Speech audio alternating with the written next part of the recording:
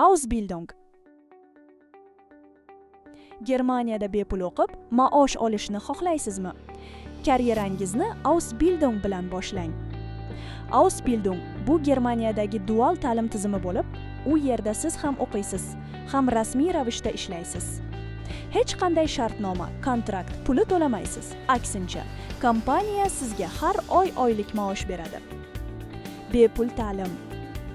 Kafolatlangan maosh 900 yevro dan 1400 yevrogacha. Ish tajribasi. Yevropa diplomi. Ishga joylashish. Nimalar kerak? Nemis tili. Kamida 1 yoki 2 darajadagi sertifikat. Eng muhim shart. Ma'lumot, maktab, litsey yoki kollej diplomi.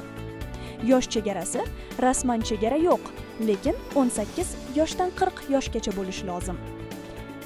Yo'nalishlar: hamshiralik flegi, IT mutaxassislik, mehmonxona ishi, avtomexanik yoki logistika. Batafsil ma'lumot uchun biz bilan bog'laning.